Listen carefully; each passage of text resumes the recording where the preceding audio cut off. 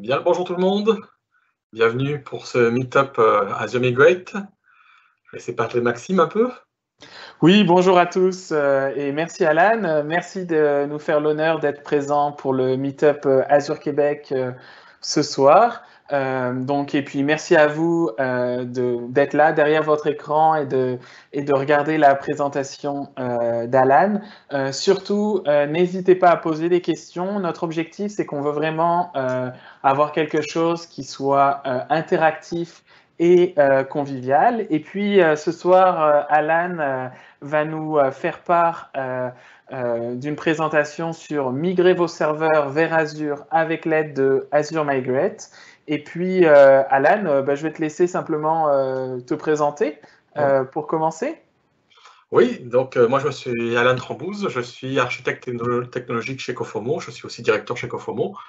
J'ai à peu près un peu plus de 20 ans d'expérience en informatique. Je suis certifié VMware pour pas mal de choses VMware. Je suis vExpert aussi, qui a été renouvelé pour encore un an de plus il y a quelques jours. Je suis aussi certifié Microsoft Certified Trainer.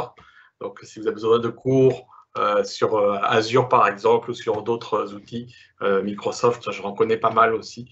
Donc, et ça fait un petit bout de temps que je fais du Microsoft, donc je suis pas mal expert là-dedans. Et aujourd'hui, je vais vous parler d'Azure Migrate, vraiment la boîte à outils de Microsoft que Microsoft recommande d'utiliser pour faire leur migration vers Azure et pour évaluer votre environnement, pour savoir comment vous allez migrer vers Azure.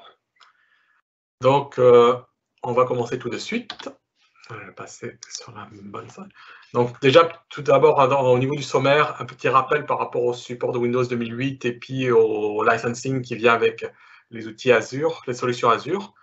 Après, on va parler de la stratégie de migration, la boîte à outils d'Azure Migrate, les prérequis pour déployer la Virtual Appliance Azure Migrate et une petite démonstration si tout va bien. Donc, première chose, la fin du support de Windows Server et SQL 2008. Ça fait un petit bout de temps que c'est terminé, mais vous pouvez quand même avoir du support de Microsoft. Donc, si vous passez dans Azure, si vous allez dans Azure, vous pouvez avoir un support étendu pendant 3 ans de supplémentaires. Ça peut être intéressant pour ceux qui ont du legacy et qui veulent migrer. Donc, et en plus, vous avez la possibilité avec l'Azure Habit Benefit de ramener vos licences sans avoir à payer quelque chose. Là, il faudra que vous discutiez principalement avec les gens de Microsoft qui vont pouvoir vous indiquer exactement comment ça se passe, mais vous avez possibilité d'avoir ça. C'est quand même assez intéressant, ça peut faire de belles économies quand vous voulez aller dans un cloud quelconque. Dans ce cas-là, Azure, là, c'est quand même assez intéressant. Au niveau des migrations, qu'est-ce qui va nous pousser à migrer vers Azure Migrate? Principalement, c'est la fin de vie de votre centre de données. Il n'y a plus de capacité ou il faut faire des investissements majeurs. Bon, ça, c'est un cas de migration. Vous avez besoin d'intégrer de nouvelles technologies, puis là, par exemple, je voudrais des conteneurs, mais je voudrais aussi faire de l'infrastructure as a code. J'ai besoin de capacité. Là, Azure va être une bonne solution pour vous. Vous voulez moderniser, vous voulez renforcer votre sécurité, Azure aussi va vous permettre d'aller chercher ce genre d'ajout à votre portfolio informatique. Vous voulez être conforme avec les normes les plus sévères. Là aussi, Azure a pas mal de certifications, et que ce soit ISO 27001, IPA, j'en passe. Vous avez plein d'options qui sont disponibles dans Azure, la fin de support de Windows aussi, et vous voulez faire l'innovation applicative. Ça, ce sont toutes des bonnes raisons de passer dans Azure. Et pour passer dans Azure, il y a des cas bien spécifiques que vous allez avoir, souvent la migration de serveurs, Active Directory, File Server, DNS, DHCP, les bases de données. Ce sont des cas qu'on voit très souvent pour la migration dans Azure. Et l'outil Azure Migrate vous permet d'aller diagnostiquer un peu ce qui se passe et pour savoir est-ce que c'est compatible avec Azure, est-ce que ça n'est pas compatible. Vous avez d'autres options aussi dans Azure Migrate, comme la migration de code, par exemple, pour le serveur web, que je n'aborderai pas aujourd'hui, parce que je ne suis pas développeur et ce n'est pas mon expertise là-dessus. Je suis plus qu'un gars des techno et d'infra, mais on a des présentations côté Cofomo, par exemple, et des experts par rapport à ces outils-là de migration. Migration vers Linux ou vers du SAP ou du HP Computing. HPC Computing, ça peut être aussi des options. Au niveau des scénarios de migration, principalement, vous avez une infrastructure locale, d'accord, avec des données, des applications, et vous avez à peu près 3 choix. Soit vous allez vers du SaaS. Okay, là, vous remplacez votre application interne que vous aviez par une application qui va être hébergée. C'est par exemple le courriel. Vous passez de Exchange à Office 365, c'est du SaaS. Vous pouvez aussi faire un rebuild de votre applicatif. Donc là, on repart à zéro. On veut la faire complètement native dans le cloud. Puis c'est un projet vraiment de côté développement. Dans ce cas-là, Azure Migrate va vous aider un peu, mais ce ne sera pas obligatoirement le meilleur outil parce que c'est un redéveloppement au complet de votre outil, de votre solution applicative. Azure Migrate va vraiment être sur la partie du bas, donc Migration et modernisation. Donc dans la partie Rehost, c'est l'endroit où vous allez utiliser Azure Migrate principalement. Et Azure Migrate, c'est vraiment une boîte à outils comme il faut le voir. Donc la boîte à outils Azure Migrate. Aujourd'hui, je vais principalement parler de Azure Migrate, le Data Migration Assistant qui est pour la partie migration de base de données. Je vais juste le survoler légèrement. Et la partie Azure Migrate de migration avec Site Recovery. Je vais en toucher un mot, je vous montrerai un peu les étapes, mais je n'irai pas plus loin non plus parce que c'est quand même tout un pan de mur à expliquer. Il faut savoir qu'Azure Migrate aussi s'intègre avec pas mal d'autres outils, dont Moovir qui a été racheté par Microsoft, qui viendra remplacer sous peu Azure Migrate. Mais il y a d'autres outils que vous pouvez utiliser qui sont CloudImage, Cloud Atlas, BitTitan, Carbonite, Turbonomics, Airto, j'en passe, c'est les meilleurs là, qui font partie du portfolio. Tous ces outils-là vont vous aider à planifier votre migration et à comprendre comment vos sortes de données fonctionnent pour être sûr de ne pas oublier un morceau. Donc l'objectif, c'est vraiment d'avoir tous les éléments et pour être sûr que votre migration se passe bien. Et c'est ça que fait Azure Migrate. Au niveau d'Azure Migrate, comment vous y accédez? C'est disponible dans le portail Azure. Donc si on va dans le portail Azure, avec un peu de chance, je l'ai là. Accueil. Il y a mon Azure Migrate ici. S'il n'apparaît pas, vous tapez Migrate.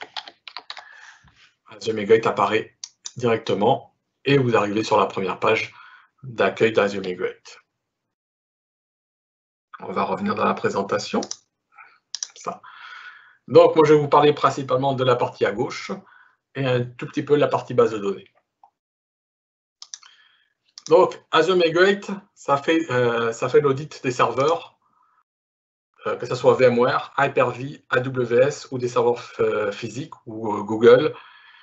Et il y a 3 étapes. Principalement, la première étape, c'est on déploie une virtual appliance, une appliance plutôt Azure Migrate. Elle peut être virtuelle, quand c'est dans VMware ou Hyper-V, ou ça peut être sur des serveurs physiques. À ce moment-là, c'est un script PowerShell qui est déployé, qui télécharge les outils. On est capable de faire la découverte et l'analyse de performance pour les machines Windows et Linux, avec ou sans agent. Et après, on est capable de regrouper ces machines-là par les machines qui ont été découvertes, par affinité, par service applicatif, selon vos désirs. D'accord. Pour la migration de serveurs, on a exactement la même chose. On déploie l'appliance Azure Migrate, mais là, c'est vraiment la partie Site Recovery. Et on va commencer à répliquer nos serveurs dans nos serveurs VMware, Hyper-V, AWS, vers l'outil Azure, donc vers le tenant Azure que vous avez acheté. Puis vous pouvez faire des tests de migration. Vous avez des scénarios avec une légère coupure et des scénarios avec coupure complète de votre service. Ça dépend de ce que vous voulez faire. Pour la partie base de données, on a une solution de bout en bout pour la migration de base de données. Pour migrer depuis Amazon, par exemple, vers Azure, ou depuis des serveurs SQL locaux, Oracle, MySQL, et on peut faire ça sans coupure ou avec peu de coupure. Donc, Azure Migrate va vous permettre d'avoir un estimé des coûts et des ressources nécessaires que vous allez avoir à approvisionner dans Azure. Ça va vous permettre d'identifier les dépendances entre les différents serveurs physiques que vous avez, physiques ou virtuels que vous avez en interne, et dire, bon, ok, je veux migrer mes serveurs, est-ce que je le prends un par un ou est-ce que je le prends paquet par paquet? La réponse est plus paquet par paquet parce que ça vient comme un tout, c'est comme un plat de spaghetti avec boulettes. Là, il faut prendre le plat de spaghetti avec boulettes au complet si vous voulez pouvoir l'amener à la personne qui veut le manger. D'accord. Si vous amenez une spaghetti à la fois, la personne va risque d'avoir faim, risque de ne pas être très contente non plus à la fin. Donc, ça prend un peu ce genre de choses-là. Par contre, ça nécessite l'installation d'une appliance virtuelle qui s'appelle Azure Migrate, localement. Au niveau de cette appliance virtuelle-là, qu'est-ce qu'elle va faire? Elle va permettre d'analyser et de cruncher ce qui se passe dans votre centre de données. Donc, elle va, première chose, récupérer le nom du système d'exploitation, le nom de la VM, l'endroit où elle se trouve, l'adresse IP, l'adresse MAC, ainsi que les journaux de performance de la VM. Parce qu'on a besoin de tout ça pour être capable de déterminer c'est quoi le sizing que je veux avoir en face par rapport à telle ou telle VM.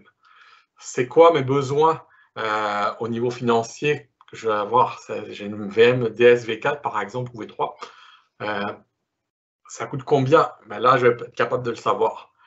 Ça va prendre aussi d'autres informations au niveau des métriques. Là, je vous les mets en détail. Donc, l'utilisation du CPU, la mémoire, le nombre d'IO disques, le nombre de paquets envoyés et reçus au niveau des cartes réseau. Donc, tout ça, c'est récupéré au niveau de la planète Azure Migrate, c'est envoyé dans Azure pour faire l'estimation. Est-ce que vous avez des questions jusque-là? Pas de questions? On continue. Déploiement à Azure Migrate. Oui. Donc, déploiement Azure Migrate, première chose, ça va prendre des droits et des permissions dans votre tenant Azure pour que ça fonctionne correctement. Vous devez avoir un tenant Azure pour démarrer et la permission de créer un projet de migration. Si vous n'avez pas cette permission-là, vous ne pourrez pas utiliser Azure Migrate. Donc, il faut vous retourner vers votre administrateur Azure qui va vous donner les droits. Vous devez aussi avoir les permissions pour enregistrer la Virtual Appliance dans votre environnement local. Donc, vous devez parler à votre admin VMware ou Hyper-V, si vous utilisez ces deux solutions, pour pouvoir enregistrer la Virtual Appliance Azure Migrate localement. Et vous devez avoir aussi, vous devez être capable d'avoir l'assignation de rôle nécessaire pour migrer les ressources groupes pour Azure Migrate. Et être capable aussi de gérer les clés de voûte. Parce que quand vous allez utiliser Azure Migrate, les communications sont chiffrées et les clés sont placées dans Azure Key Vault. Donc, il faut que vous soyez capable de d'écrire des clés dans Azure Key Vault. Au niveau ça c'est au niveau de la préparation, donc avoir les droits d'enregistrer une application dans votre tenant Azure Active Directory. Vous devez avoir la permission d'enregistrer l'appliance dans l'environnement local, je me répète un peu. Et ouais, c'est la même chose. L'autre chose aussi, c'est qu'il vous faut un compte, si vous déployez votre appliance dans un environnement VMware, il faut que vous ayez accès au compte MyVMware. Parce que lorsque vous installez Azure Migrate, ça vous demande de télécharger le développement kit pour vSphere. Et ça, si vous n'avez pas de compte dans MyVMware, vous n'êtes pas capable de le télécharger. Donc, il va falloir que vous parlez avec votre administrateur pour pouvoir le faire. C'est toujours important de le savoir un peu à l'avance. Ça permet d'éviter d'être bloqué. Dans les prérequis aussi, il faut vérifier que le port 443 est bien celui utilisé par vCenter. Si c'est un autre port, à ce moment-là, juste se marquer en note, comme quoi ce n'est pas le port par défaut qui est utilisé par vCenter. L'appliance Azure Migrate nécessite d'avoir un compte en lecture seule dans vCenter pour pouvoir analyser et faire la découverte de toutes les virtual machines qui sont dans vCenter. Et vous devez aussi avoir la possibilité d'importer l'OVA pour Azure Migrate quand c'est du VMware.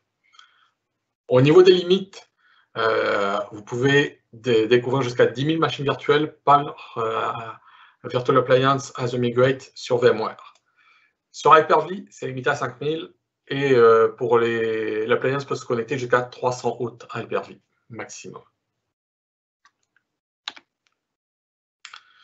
Au niveau des autorisations, donc quant au vCenter en lecture seule, autorisation de découvrir de faire la découverte d'applications. La visualisation des dépendances, ça va nécessiter quelques autorisations au niveau de la machine invitée. Et il faut bien sûr que vous ayez à compte les informations d'identification pour vCenter pour pouvoir relier votre Virtual Appliance Azure Migrate à vCenter pour que ce soit capable d'aller interroger vCenter. Au niveau des comptes Linux, vous allez avoir besoin de droits spécifiques pour pouvoir avoir accès au compteur de performance. Donc ici, vous avez des petites lignes de commande à passer pour que vous soyez capable de récupérer ces informations-là et que Azure Migrate soit capable de récupérer ces informations-là et de faire les statistiques qu'il faut. Pour les comptes Windows, admin local idéalement. Si vous avez, ça c'est principalement pour l'analyse de dépendance ou un admin du domaine, là c'est quand même beaucoup de droits que vous donnez. Si vous allez avec des droits un peu plus réduits, souvent quelqu'un qui est capable d'avoir les journaux de performance, tout ce qui est couche matérielle devrait suffire, mais il risque d'avoir des limitations au niveau des droits d'accès sur les partages, des choses comme ça. Donc, à voir, à étudier. Moi, je suis partisan du minimum de droits possible. Donc là, c'est peut-être pas la meilleure pratique de donner un compte admin pour Azure Migrate. À vous de voir. Au niveau des pare-feux, donc Azure Migrate, ça nécessite de parler sur Internet et donc aussi d'accéder à distance à la virtual machine. Donc port 3389 pour le remote desktop, 44368 c'est pour la partie Azure Migrate et 443 aussi. Au niveau, par contre, la VM Azure Migrate doit parler sur Internet et doit parler aux appliances Azure. Et elle doit être capable de parler à tous ces sites web-là. Si elle n'est pas capable de parler, ben, elle ne sera pas capable de s'enregistrer, surtout pour la première, là, parce que l'appliance Azure Migrate va s'enregistrer dans le site de Microsoft Azure et elle va transférer des données par la suite. Donc, il faut impérativement qu'elle soit capable de lui parler. Au niveau architecture, ça donne quoi? Azure Migrate, déjà, première chose, le service est disponible au Canada. Et la partie Workspace, qui est la partie qui fait les liens entre les différentes applications, est disponible aux États-Unis. Par contre, ça c'est intéressant à savoir. Azure Migrate, c'est une virtual appliance qu'on installe localement. Donc, elle va parler à votre vCenter ou votre Hyper-V. Et après, avoir envoyé des données au service de découverte Microsoft Azure qui va produire un server assessment, un server migration. D'accord? Donc, le client, en première chose, télécharge l'appliance Azure Migrate, la déploie localement, la configure pour démarrer la découverte. Et une fois que la découverte est démarrée, les données sont envoyées au service Discovery. Habituellement, ça prend environ une demi-heure pour que les premières données soient arrivées et complètes. Ça va arriver assez vite que les données qui découvrent les machines, mais ça va prendre un peu plus de temps pour qu'ils découvrent les statistiques au niveau des machines. Au niveau des compatibilités, donc vCenter, ça supporte la vCenter 5.5, 6, 6.5, 7, 7.0 aussi, puisque ma démonstration est avec du 7.0. Et il faut avoir les VM Tools supérieurs à la version 10.2.0. Si vous n'avez pas les VM Tools installés dans la machine virtuelle, Azure Migrate ne sera pas capable de récupérer les journaux de performance parce qu'il passe par les VM Tools. D'accord, donc ça c'est une chose à savoir. Des fois, vous allez vouloir faire détecter des machines, vous allez avoir aucune statistique, mais c'est parce que les VM Tools ne sont pas installés localement. Il faut les installer. Au niveau des machines virtuelles, vous avez le support de Red Hat Enterprise, 7.6.5, Ubuntu, même jusqu'à maintenant, ça va jusqu'à la 20. Oracle Linux. Donc, je vous invite à aller voir le lien ici pour avoir les dernières versions qui sont supportées. Ça évolue assez rapidement. Petite démonstration AzuMigrate. On va aller ici. Donc, j'ai déjà téléchargé l'application AzuMigrate, elle est ici, Microsoft Azure Migration. Je vais me connecter dessus. Donc, la Virtual Appliance est quand même assez volumineuse, je pense qu'elle fait 30 et quelques gigs, si je ne me trompe pas, 80 gigs. Donc, prévoyez un peu de bande passante pour le télécharger, un léger temps de téléchargement, parce que c'est quand même pas des petites machines virtuelles. Et on va se connecter dessus.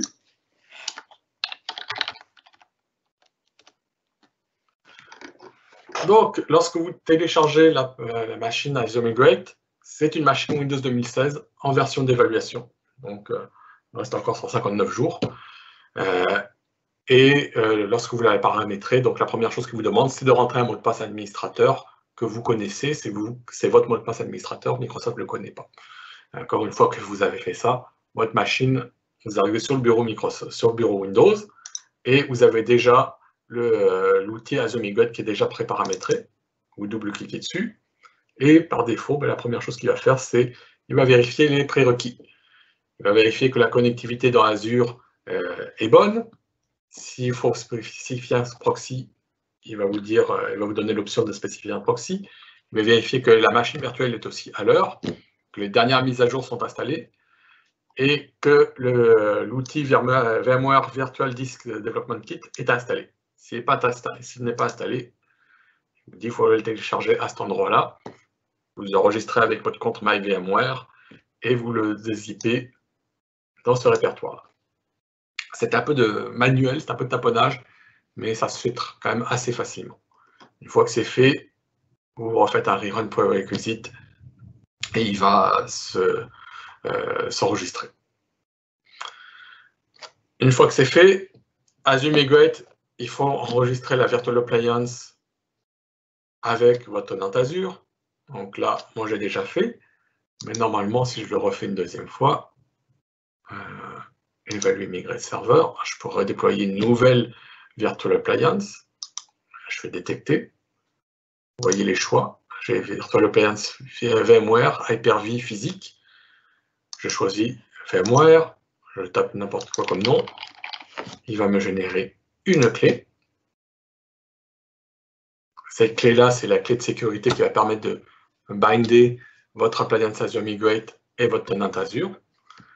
Et vous allez télécharger votre Virtual Appliance. Ça fait 12 gigs à télécharger. Et une fois qu'elle est téléchargée, vous l'importez dans VMware.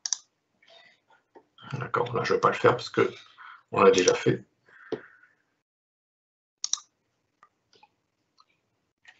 Une fois que votre Virtual Appliance est liée à votre compte AzuMigrate, là il faut rentrer les credentials pour vCenter. Donc là je les ai déjà rentrés. Et par exemple définir l'adresse IP de votre vCenter, le FQDN, le port sur lequel ça travaille.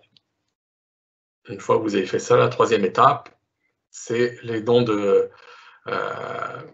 les login et mots de passe si vous voulez faire la découverte des applications et des dependence mapping, donc les liens entre les différentes applications.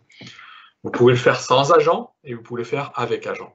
Avec agent, les informations sont un peu plus détaillées. Sans agent, vous allez avoir un peu moins d'informations. Et quand vous avez fait ça, en théorie, vous allez avoir des serveurs qui vont être découverts. Donc là, c'est mon infrastructure. Vous voyez que au niveau VMware, j'ai tout un tas de machines virtuelles, certaines qui sont allumées, d'autres qui sont éteintes. Donc, il en a découvert 16. Et on voit que les 16 machines découvertes ici aussi. Lorsqu'il est capable de faire les découvertes, on ne voit pas de point d'exclamation.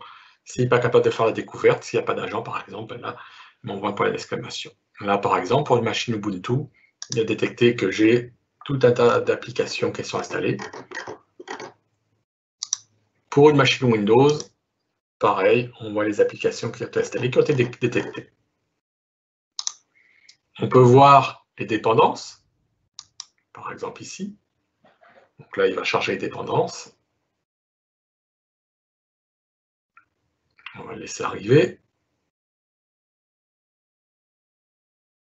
Voilà. Donc là, on voit toutes les dépendances au niveau de ma machine. C'est un serveur qui fait des sauvegardes, donc il va parler à toutes ces machines-là sur différents ports, les clients et les différents ports qui sont utilisés avec quel serveur. Donc ça, c'est bien, mais j'ai pas obligatoirement de groupe. Parce que là, mes machines virtuelles, je ne les ai pas regroupées. Ça serait bien de pouvoir les regrouper. Pour ça, dans Azure Migrate, j'ai la fonction créer un groupe pour pouvoir regrouper mes machines virtuelles qui ont été découvertes en fonction de leur affinité, en fonction de leur fonctionnement. Je peux aussi créer des évaluations, exporter la totalité de l'inventaire, par exemple, ou exporter, si je prends une machine virtuelle, celle-ci,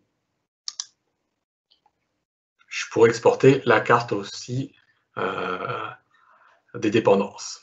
Donc ça va être un chiffrier Excel qui va être généré avec chaque lien, chaque dépendance entre chaque serveur. Normalement, il n'y est plus. Ok. On va le voir un peu plus loin à ce moment-là. Exporter, ici. Okay. Je vais prendre l'intervalle de temps, par exemple, que je vais définir, exporter. Et en théorie, on devrait avoir un fichier, un chiffrier Excel qui devrait s'apparaître. L'export peut prendre quelques minutes. On va le laisser arriver. Télécharger. Voilà.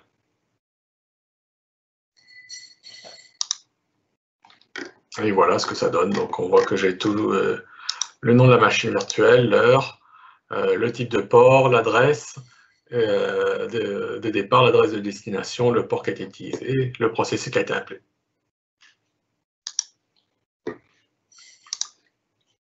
Donc, si je reviens sur Azure Migrate, comme tout à l'heure je vous l'ai dit, on peut faire des groupes. Donc c'est intéressant d'avoir des groupes. Là j'ai fait un groupe VMware, j'ai fait un groupe Windows, j'ai fait un groupe de simulation pour l'export vers pour la migration, des groupes Linux, un groupe de serveurs physiques, serveurs qui utilisent Active Directory. Et l'objectif de ça, ben, c'est d'avoir les dépendances par type de serveur. Donc là, je vais avoir une carte un peu plus complète où je vois mes serveurs qui parlent entre eux. Je vois aussi en rouge, par exemple, les connexions qui sont refusées. D'accord. C'est capable de me donner plus de détails. Et tous les types de machines qui sont dans mon groupe. Quand même assez intéressant. Je peux configurer les agents. Et les agents, on les installe par ici. Donc, il y a deux agents installés localement. C'est le MMA Agent et le Dependency Agent. D'accord. Quand vous installez l'agent, par défaut, il va vous créer un workspace dans Azure. Ce workspace-là va être gratuit pendant 180 jours. On va le voir un peu plus loin dans la présentation, comment on va le configurer.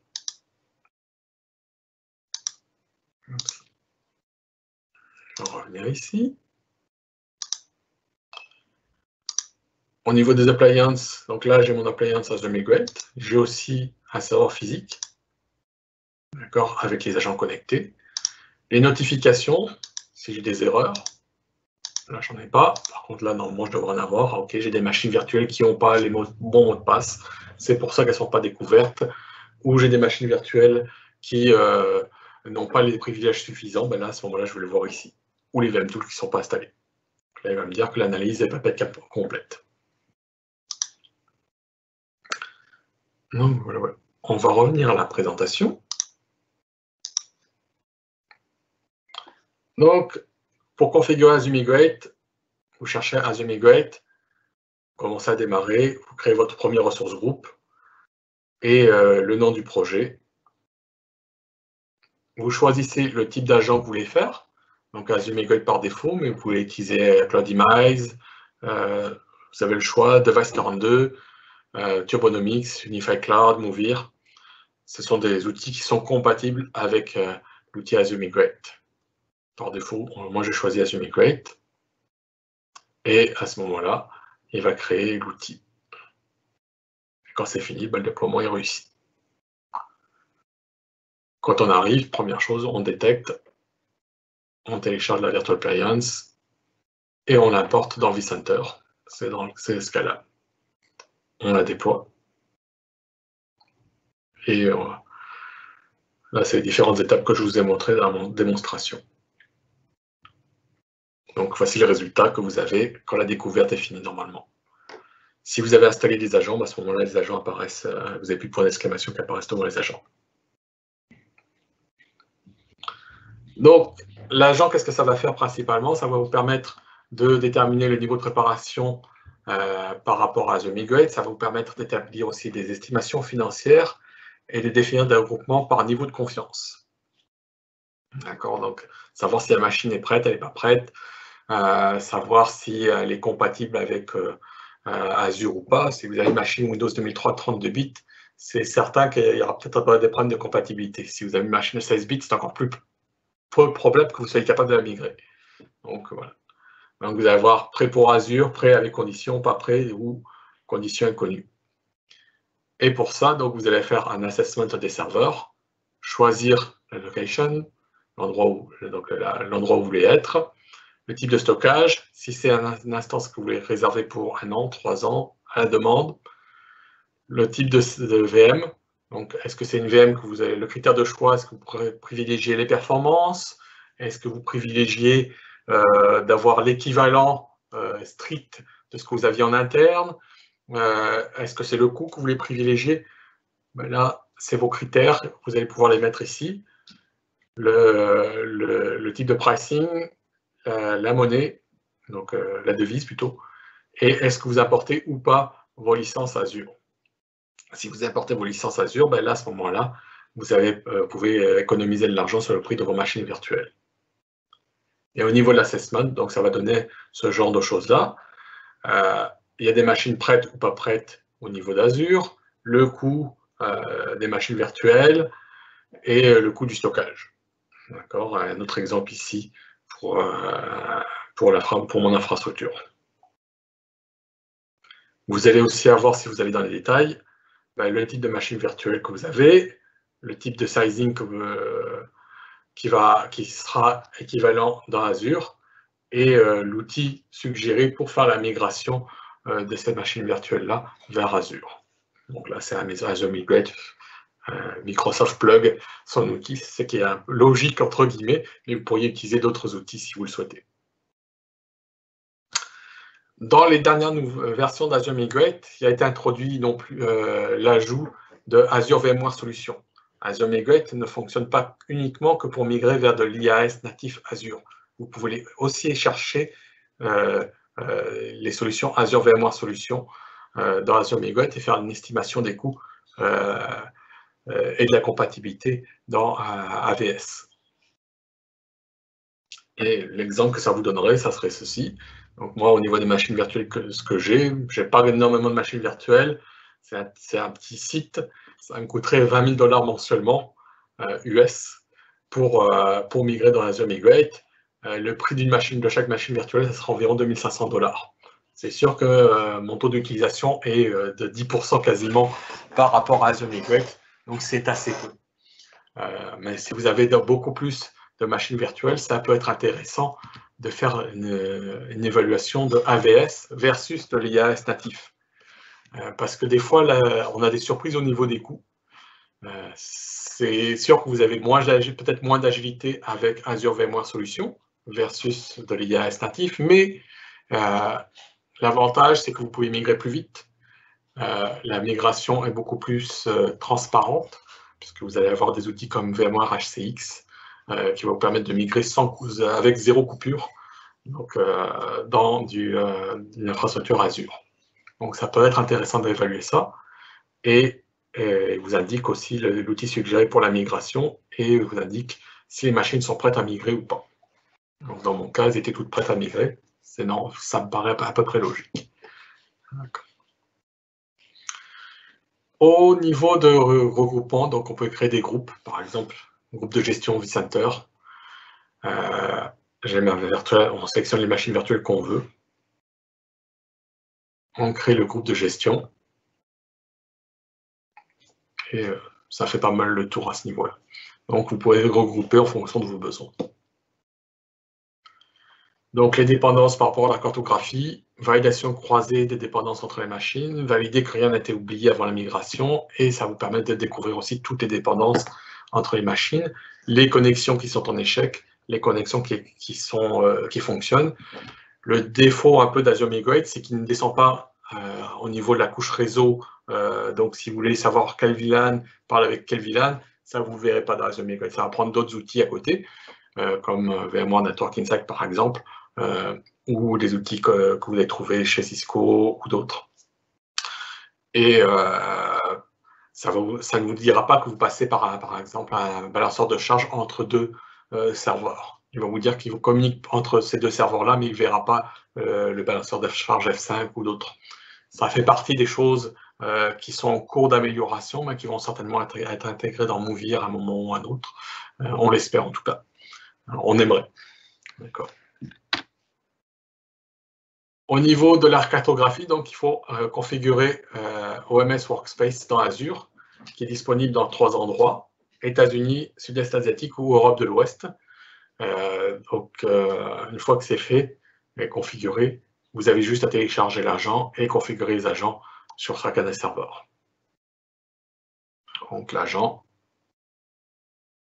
par défaut, lorsque vous avez téléchargé l'agent, il va vous demander de configurer l'espace de travail OMS. Donc vous avez juste à cliquer ici, il va vous le créer automatiquement. Il va vous demander l'endroit où vous voulez le créer, bien sûr.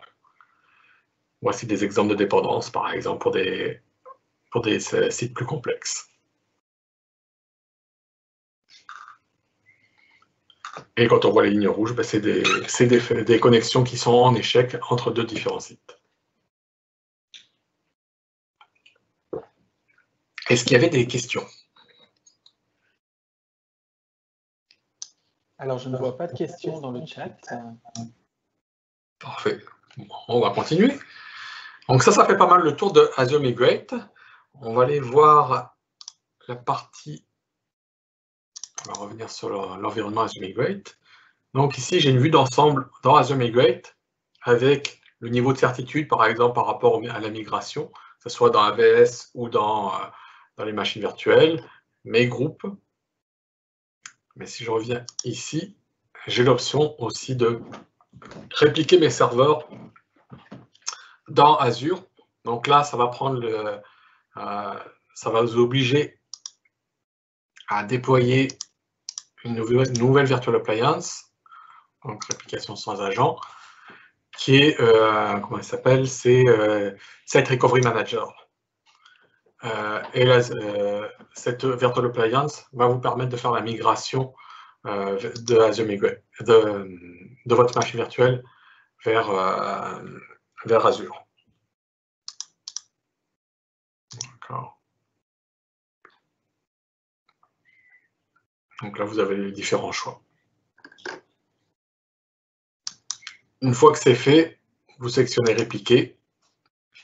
Vous choisissez la machine virtuelle que vous voulez répliquer.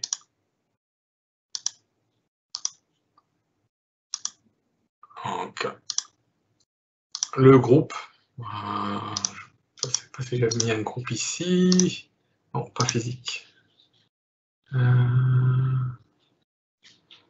Ça serait ici. En théorie, bon, elle est déjà en cours de réplication, donc il me dit qu'il n'y en a pas. En théorie, vous devriez avoir votre machine virtuelle ici. Je vais prendre une autre, Linux, si je ne me trompe pas. Voilà. Okay. On va prendre celle-ci. Suivant. Le type d'abonnement, vous choisissez votre source groupe, le réseau virtuel, votre sous-réseau, si vous voulez de la redondance ou pas, et chiffrement au repos ou pas, selon vos désirs. Est-ce que vous avez ramené votre licence ou pas? Cliquez sur Suivant. Le type de VM qui est proposé. Vous pouvez changer le type de VM, le type de connexion au niveau du disque, les disques qui vont être récupérés.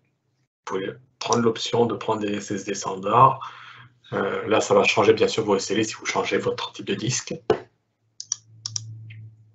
Et une fois que c'est fait, ben, là, elle va commencer à répliquer. Donc, cliquez sur Répliquer. Dans mon cas, la réplication ne fonctionne pas parce que je n'ai pas déployé la virtual appliance de réplication, donc je ne vous le montrerai pas, entre guillemets. Elle fait à peu près 22 gigs à télécharger. C'est pour ça. Vous avez la possibilité donc aussi de faire l'évaluation de vos bases de données, de votre environnement VDI, si vous voulez faire la migration vers Azure WVDC, WVD, donc Azure Windows Virtual Desktop, qui est un service dans Azure qui vous permet d'avoir des postes de travail. La migration d'applications web est aussi disponible dans l'outil boîte à outils Azure Migrate. Et le Databox, c'est la partie de migration avec une appliance physique. C'est-à-dire que vous allez brancher dans votre centre de données une appliance physique pour récupérer votre stock et ça sera renvoyé après, quand vous avez fini, à Microsoft pour que Microsoft l'importe dans son centre de données. Le Databox fonctionne dans les deux sens. Si vous voulez sortir aussi de Azure, il va être capable de récupérer toutes vos données qui sont dans des blocs storage et de vous les ramener localement dans votre centre de données. Donc au niveau des coûts, par contre, je n'ai pas regardé les coûts d'Azure Databox. Je vous invite à vous renseigner auprès de Microsoft si vous avez besoin. Donc, on en était à la partie base de données. On va revenir sur la partie base de données. Donc, la base de données, l'outil Azure Database Migration va vous permettre de faire trois choses. C'est d'inventorier la base de données, de les migrer et d'optimiser. D'accord ? La première chose, c'est que ça va faire un assessment de votre base de données, principalement SQL, mais vous pouvez faire d'autres assessments aussi, de déterminer les niveaux de compatibilité vis-à-vis des bases de données SQL en vue de le migrer vers un SQL Database, de détecter ce qui est supporté, ce qui n'est pas supporté, et de télécharger, d'uploader votre assessment dans Azure Migrate. Donc l'objectif, c'est de faire votre migration, bien sûr. Donc, le type de base de données supportée localement, SQL Server, du Oracle, du MySQL, du PostgreSQL ou du MongoDB. Vous allez passer par l'outil d'assessment et après, vous allez utiliser l'outil de Azure Database Migration Services pour réimporter tout ça dans les outils, dans les bases de données natives Azure. Deux types de services. Il y a un service standard, donc qui prend en charge la migration hors connexion uniquement, il est gratuit.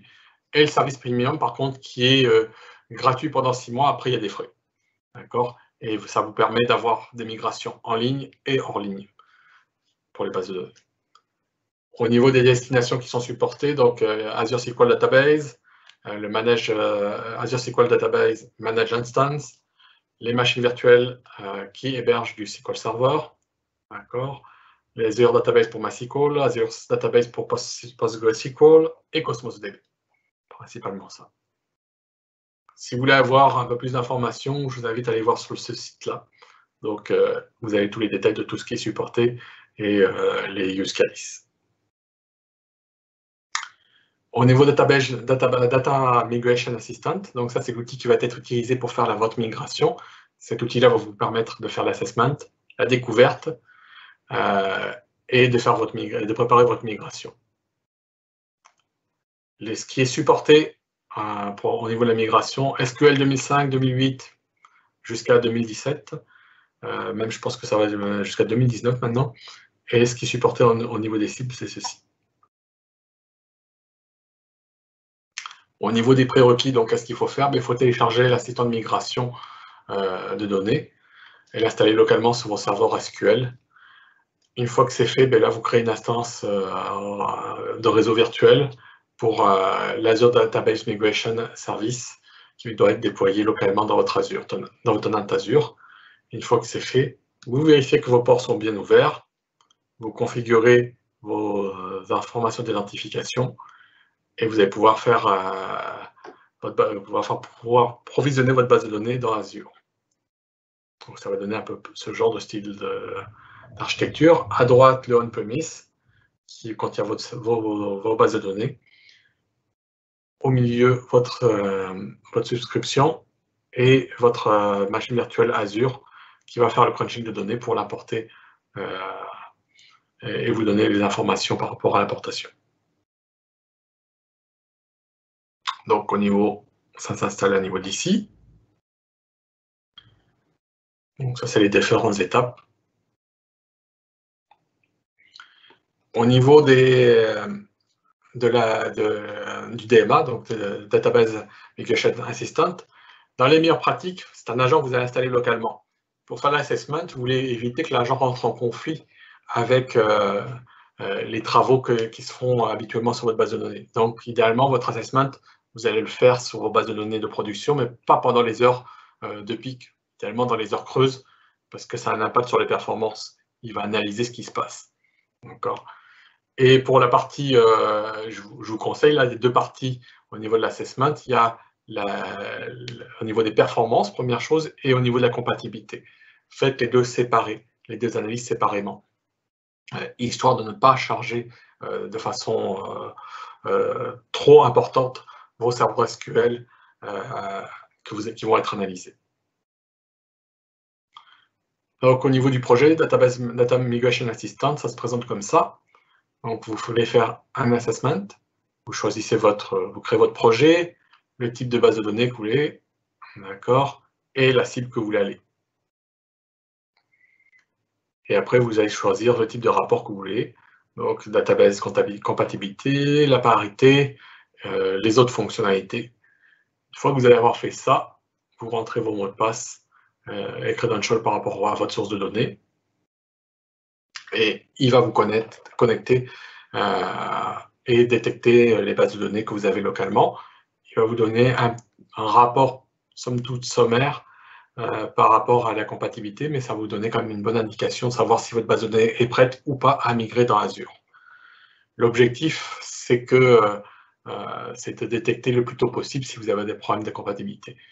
La nouvelle version d'Azure Migrate, qui est Moovir, va un peu plus loin à ce niveau-là. Par contre, donc, pour avoir le report, c'est obligé d'avoir une souscription Azure, un projet Azure Migrate qu'on a créé et Azure Migrate Tool qui sont installés localement. Lorsque c'est fait, on obtient l'assessment, donc vos bases de données qui ont été analysées et celles qui sont prêtes, soit en SQL, Azure SQL Database ou en mode VM. D'accord. Donc ça fait pas mal le tour de ce que vous pouvez faire dans Azure Migrate. Il est certain qu'il y a encore plein de choses à ce niveau-là qu'on n'a pas vu aujourd'hui. Mais est-ce que vous avez déjà des questions? Alors, je ne vois toujours pas de questions. Néanmoins, je ne sais pas si tu peux fournir quelques bonnes pratiques ou recommandations basées sur tes expériences avec Azure Migrate. Je les ai mis dans la présentation beaucoup. C'est d'avoir, préparez-vous, toujours une bonne préparation quand on va faire un assessment. Ça évite les surprises. Il faut savoir qu'Azure Migrate est un très bon outil, mais il y a quelques limitations, en particulier sur toute la partie réseau couche 2 ou 3, là, il n'est pas capable, il ne verra pas. D'accord, donc pensez à avoir un outil complémentaire si vous voulez faire votre analyse de réseau, parce qu'Azure Migrate ne le fait pas. Ok, super. Ça, je pense que c'est également un excellent point pour nos auditeurs.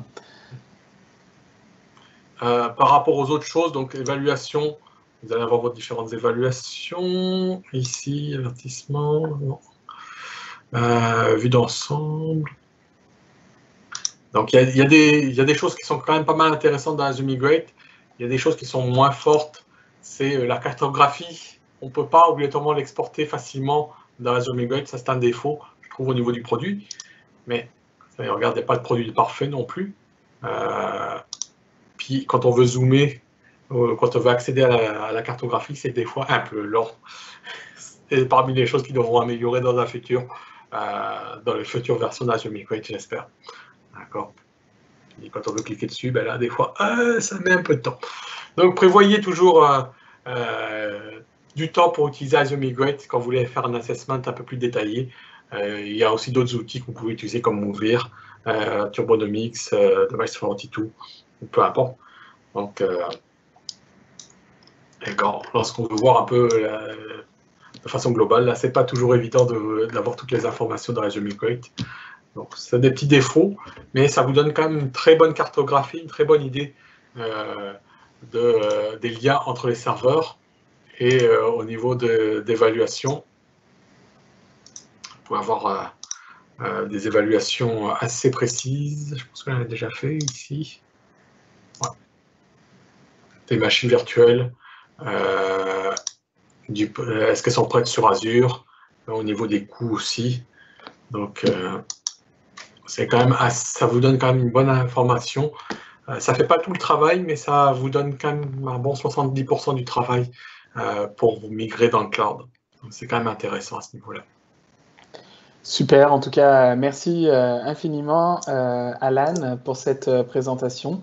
Je pense que c'était même plus qu'un overview là, avec les recommandations que tu as partagées, les démonstrations qui étaient live. Je tiens à le rappeler. Donc, merci beaucoup pour cette présentation. Et puis, je pense aux personnes qui regardent cette présentation. Je sais que du coup, tu es VMware, tu es V-expert. Oui. Et que peut-être que tu peux partager quelques informations également sur le meetup VMware dont tu t'occupes, si je ne dis pas de bêtises. Bah, c'est le VMware User Group, donc de Québec, aussi un peu Montréal là, de temps en temps. Donc, je organise des présentations régulièrement pour le VMware User Group. On en a, pour l'instant, il n'y en a pas encore de prévu pour le mois de février, mais je ne vais pas tarder à en faire une dans les prochaines semaines. Ça risque d'être sur NSX Network Insight, donc, excuse-moi, VMware Network Insight, qui est l'outil justement complémentaire à Azure Migrate. Donc, si vous avez vu Azure Migrate, ça pourrait être intéressant de voir Network Insight, qui est l'outil complémentaire qui vous fait la couche 2 et 3 au niveau réseautique pour préparer votre migration vers le cloud. Mais j'ai régulièrement les gens de Microsoft qui viennent faire des présentations pour Azure VMware Solutions, les gens d'Oracle, de AWS aussi, j'en passe et des meilleurs. Je fais aussi des présentations sur les outils VMware différents. J'ai un petit laboratoire, comme vous avez pu le voir, donc je m'amuse pas mal à partager mes expériences là-dessus. Bah, en tout cas, c'est génial. En tout cas, je vous invite tous, si vous êtes vraiment intéressés par les technologies VMware, à vous inscrire au meetup d'Alan. Et puis, comme ça, vous pourrez en savoir plus. Et puis, ce sera vraiment complémentaire avec cette présentation. Et puis, si vous souhaitez retrouver cette présentation ou les autres présentations qu'on a pu faire auparavant, ces présentations sont disponibles sur notre channel YouTube Azure Québec. Et puis, je vous invite également à nous suivre sur le Twitter Azure Québec. On essaye de poster toutes les présentations, les liens pour revisionner les présentations. Et puis, si vous avez la moindre question, la moindre interrogation, n'hésitez pas à poser vos questions dans les commentaires de la vidéo. Sur ce, je vous souhaite une excellente soirée et puis merci encore Alan pour cette belle présentation. À bientôt. Merci, au revoir.